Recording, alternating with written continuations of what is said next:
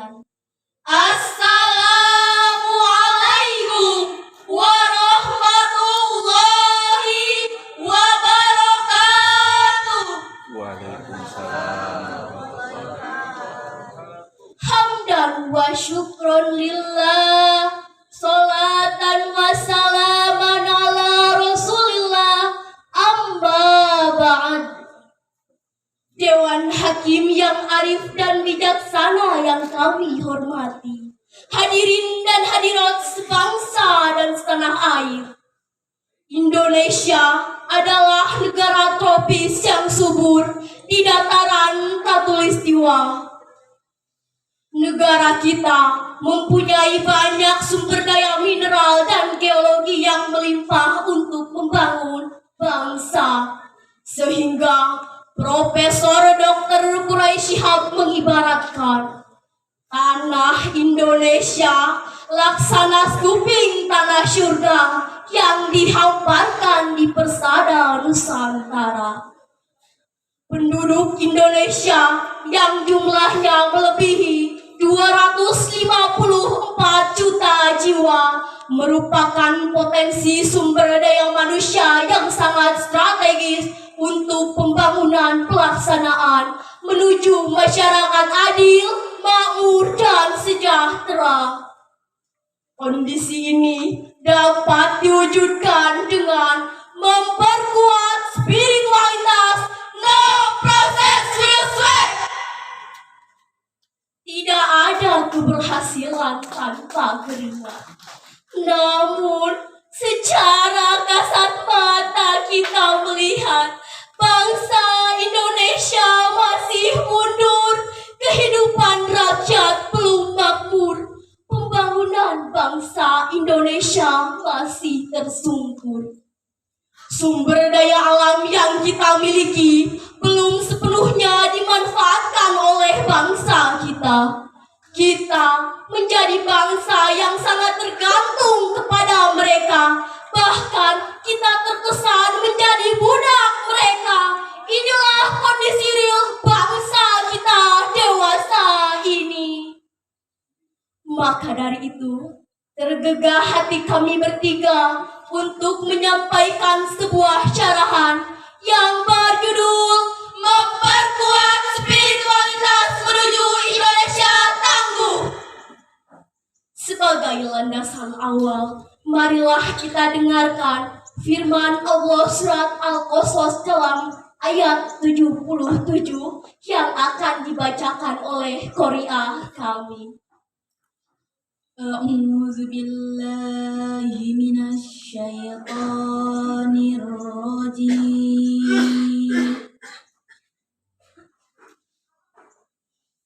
Bismillahirrahmanirrahim.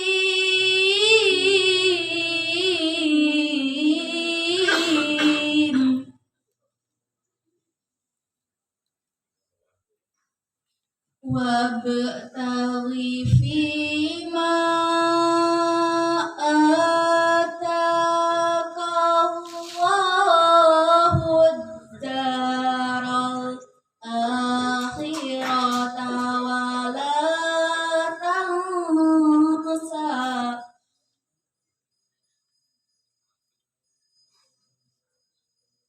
wa la tansa nasibaka minad dunya wa ahsin kama ahsanallah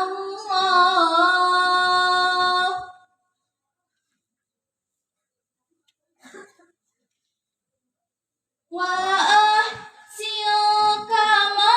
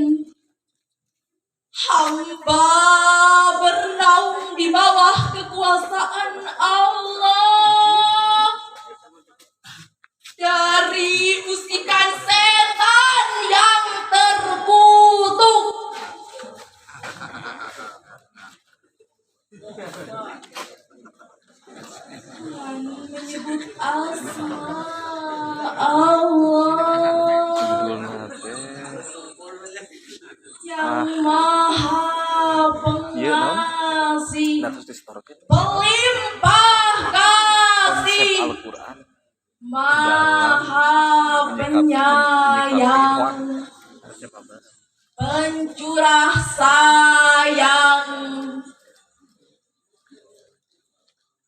Dan carilah pada apa yang telah dianugerahkan Allah kepadamu, yaitu kebahagiaan negeri dan akhirat. Dan janganlah kamu melupakan bagianmu dari kebahagiaan dunia. Dan berbuat baiklah kamu kepada orang lain sebagaimana Allah telah berbuat baik kepadamu. Dan janganlah kamu berbuat kerusakan di muka bumi ini. Sesungguhnya Allah tidak menyukai orang-orang yang berbuat kerusakan di muka bumi ini.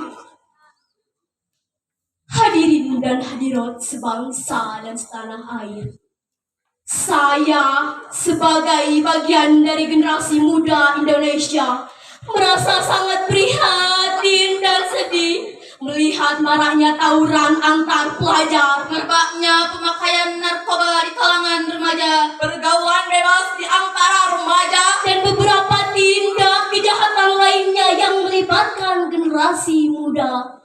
Padahal Imam Mustafa Al-Ghayalani mengatakan, inna fi yadis subaini amrul ummah wa fi aqdamiha hayatuha. Di tangan pemuda lah terletaknya hari depan suatu bangsa, dan karena keberanian mereka lah kejayaan bangsa itu.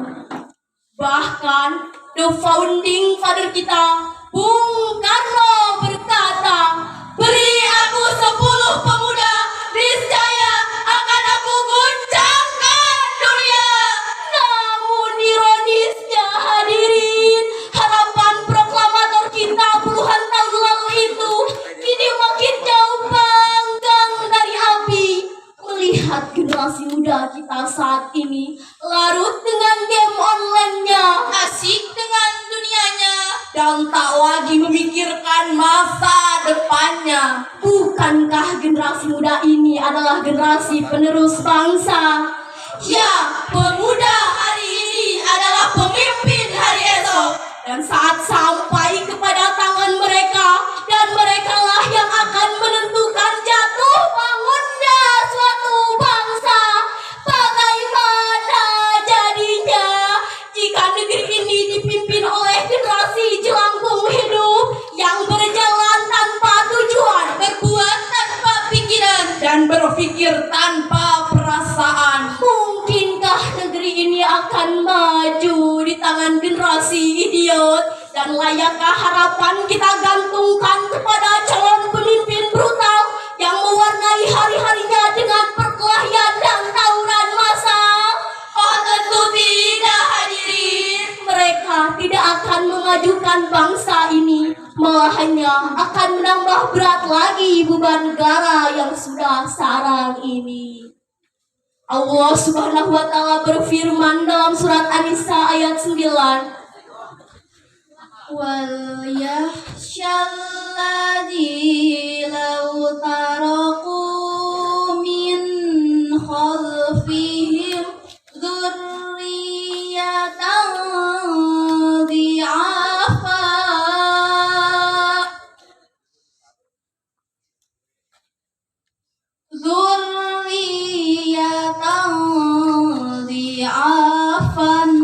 khafu alaihim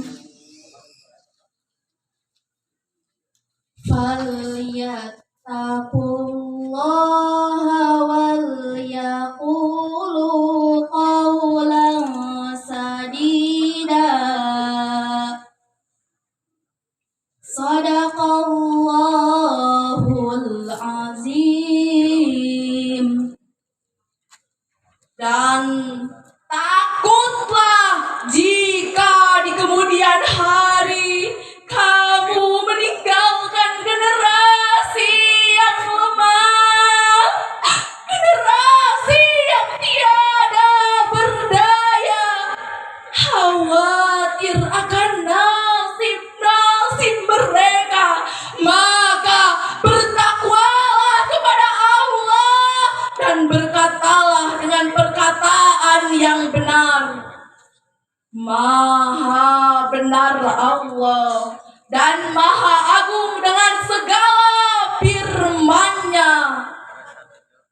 Maka dari itu, kita harus berusaha meneladani perilaku Rasulullah supaya nanti dengan sendirinya timbul rasa cinta. Ya Rasulullah, Habiballah, Sufiyallah, Nabi Allah. Ya Rasulullah, Habiballah, Sufiyallah, Nabi Allah. Sallallahu ala Muhammad. Sallu alaihi. Sallallahu alaihi wasallam. Sallallahu ala Muhammad. Sallallahu alaihi wasallam. Sallallahu ala Muhammad. Sallallahu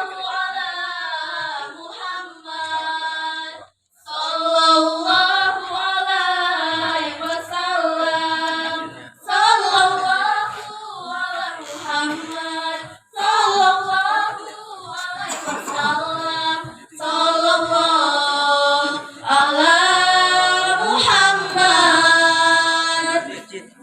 Sebagaimana telah kita ketahui bahwa Rasulullah adalah orang yang paling tinggi akhlaknya, baik dalam tutur katanya maupun dalam perbuatannya. Beliau terpelihara dari pelaku keji, dengki, dan iri hati. Beliau benar-benar terbebas dari dosa karena Allah Subhanahu wa Ta'ala telah memasung beliau. Meskipun demikian, Rasulullah senantiasa menghabiskan waktunya untuk berdoa, berdakwah, dan bermunajat kepada Allah. Berbeda dengan kita yang jelas-jelas mempunyai banyak dosa yang tak terukur lagi. Namun, tetap saja tidak sadar-sadar untuk memohon ampunan kepada Allah. Kita berdoa, tetapi terkadang kita tidak tahu apa yang dimaksud doa kita. Sebelum kami tutup syarahan ini, izinkanlah kami membawakan sebuah lagu yang telah kami ubah liriknya. Bila ingin melihat Nabi di dalam syurga, senangkan dulu hatinya dengan sholawat. Bila ingin selamat dari api neraka, minta pertolongan pada Nabi Muhammad. Jangan ragu, jangan tunggu waktu, istiqomahlah bersolawat kepadanya. Jangan malu karena dosamu. Rasulullah sangat mencintai umatnya. Hasbunallah wa ni'mal wakil, ni'mal maula wa ni'man nasir. Mentari senja telah tenggelam, hujan turun mulai terjatuh. Kami tutup syarahan ini dengan salam. Wassalam.